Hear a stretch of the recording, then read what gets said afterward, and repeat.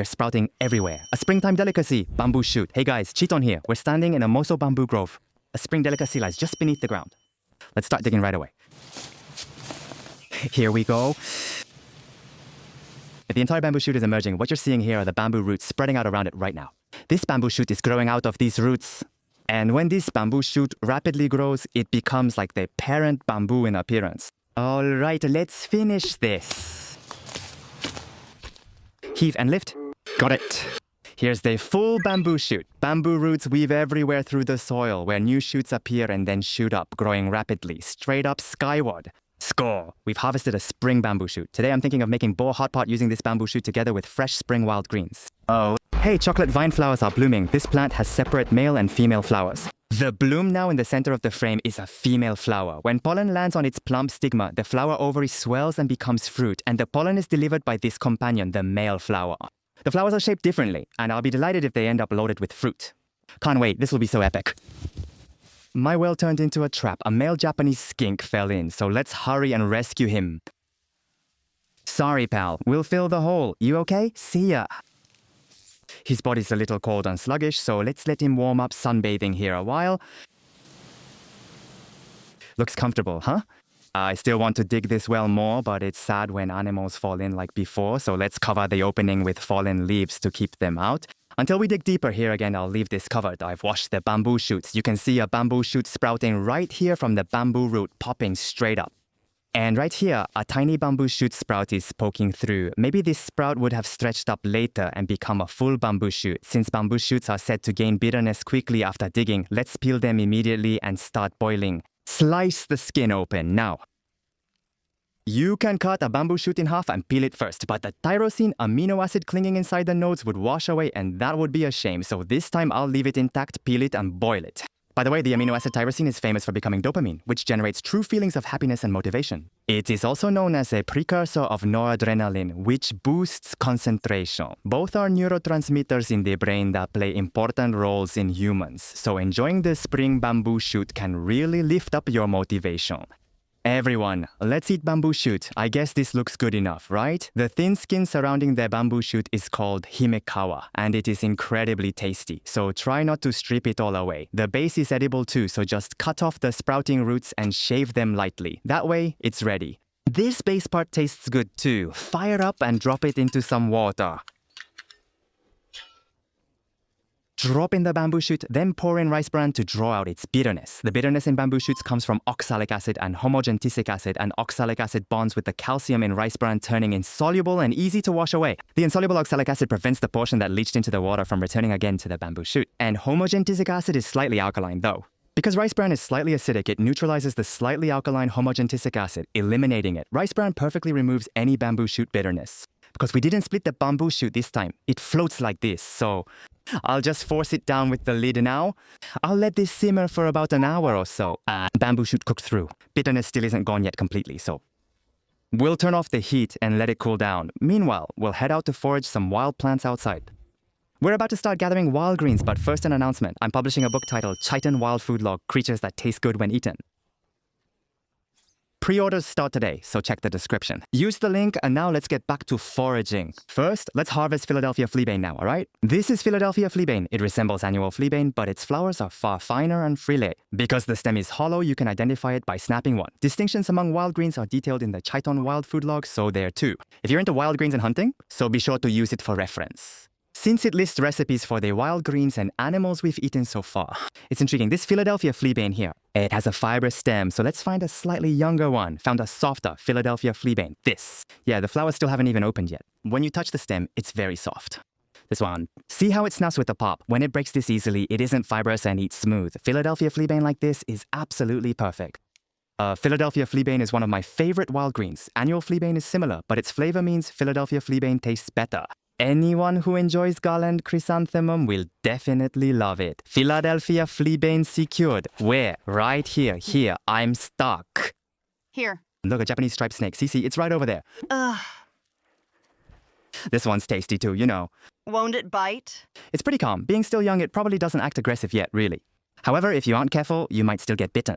If you pull too hard, you could injure the Japanese striped snake, so capture it slowly instead. Yes. Got the Japanese striped snake.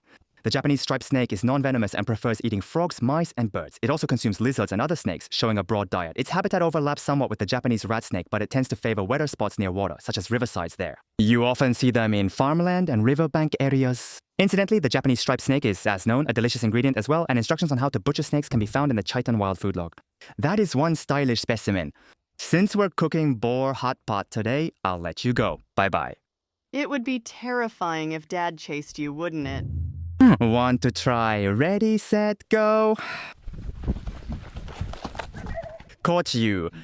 Got it. This one's delicious as well. There's some spiny sow thistle here, so let's take it along. While young, it has little bitterness, making this the perfect time. It snaps cleanly and looks tasty. The flavor is somewhat wild, yet it's a fine edible. Any common dandelion around? Nice. How about this? Let's grab that too.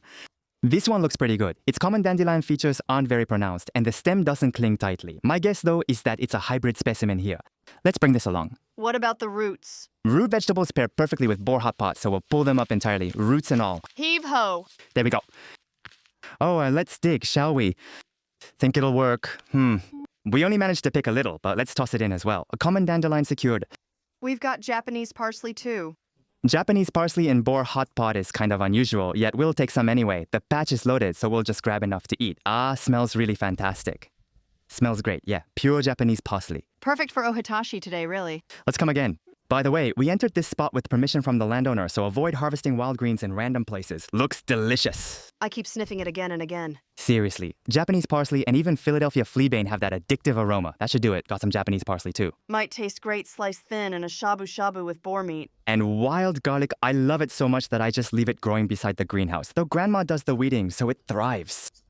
Wild garlic sports crescent-shaped leaves, and when you crush it, it releases an onion-like scent, making it one of the most recognizable wild greens. Let's gather plenty today.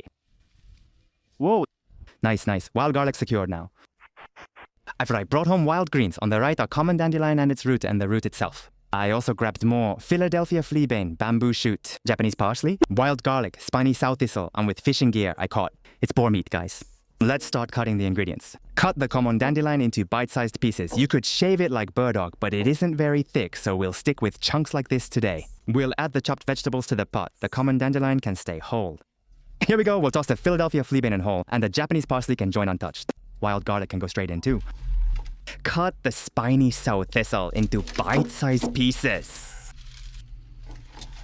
And bamboo shoot, absolutely delicious.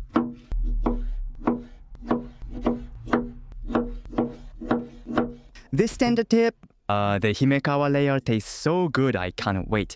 To savor it, let's leave the pieces big like this instead of chopping them finely into tiny bits, alright? And the wild boar rib meat.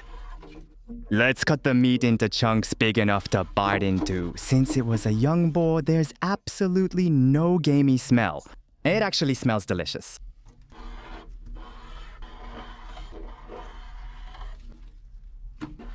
This looks like it's gonna be super filling.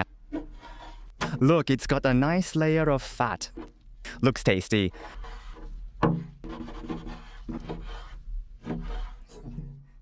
It's tender. Slicing it already makes my mouth start watering. Because it's been bled properly, this meat is absolutely, undeniably, truly delicious. Now the boar hotpot is ready, then into here we'll pour in. Add the miso broth. Just thinking we'll get to eat this soon makes me excited. Okay, fire. The fire's going nicely. Next, we'll place the grill and set the boar hot pot. Wow, can't wait. Let's wait until it's fully cooked.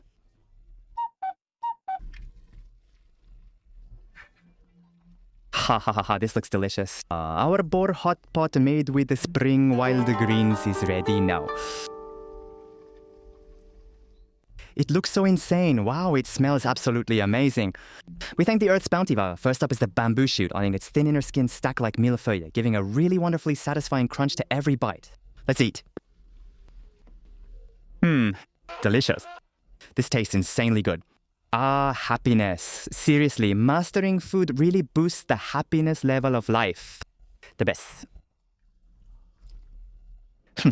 Alright, without delay, I simply cannot stop myself from drinking this. Let's eat. Ah, delicious. Unbelievably good. Seriously awesome. And next up, Philadelphia fleabane, which is truly one of my favorite wild greens. Let's eat. Spring chrysanthemum tastes insanely good. Can't quit spring chrysanthemum anymore. Next, I'll try the spiny sow thistle. Totally works. Absolutely yes. Since the spiny sow thistle was still young, the fibers snapped cleanly with zero bitterness. It carries a faint wild greens aroma, and that subtle scent actually makes it even tastier. Compared to Philadelphia fleabane, it doesn't have such an intense quirk. It's clean and tasty, and because it soaks up the broth, it tastes absolutely fantastic.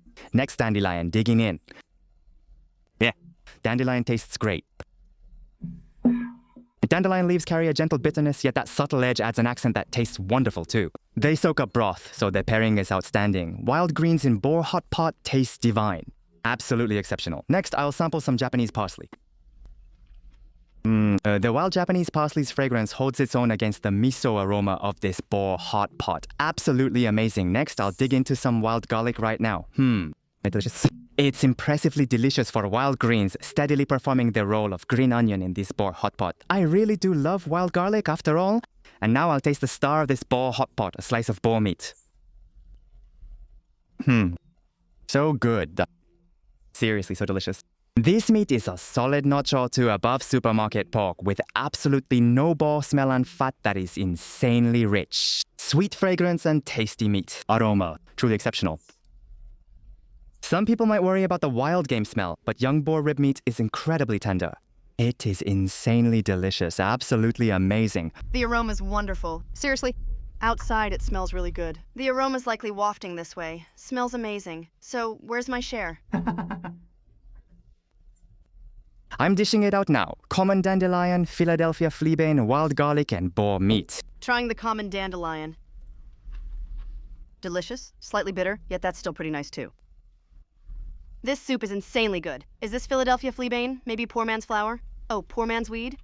This is good too. Philadelphia fleabane, chrysanthemum flavor, wild garlic. Delicious classic wild garlic. This is today's main dish. Let's eat. So tender. Right? Super tasty, incredibly delicious. This is insanely good. What even is this? Boar? Really? There's no gamey smell at all, right? Delicious. The fat tastes amazing, doesn't it? This would be insanely good if we made braised pork belly. I think it's absolutely delicious. Since there's none of that crumbly dryness you often get with pork cuts. It's insanely good. Tasty and moist because we just boiled it. Yeah, boiling gives it this moist texture that tastes amazing. It's really delicious, isn't it? This makes me eager to hunt hard next season. It tasted great. So please serve another delicious batch. All right, yes, we'll do just that. And, there's still some hot pot left. I plan to eat it later with my children and my nephew too. Thank you for the meal. If you enjoyed this video, please smash the like button and share it with your friends via the share button below. We'll keep uploading even more entertaining videos, so subscribe to the channel and stay tuned for what's coming next. And since today is the reservation launch date for Chieeton Wild Food Log, please check it out through the link in the description. Bye-bye.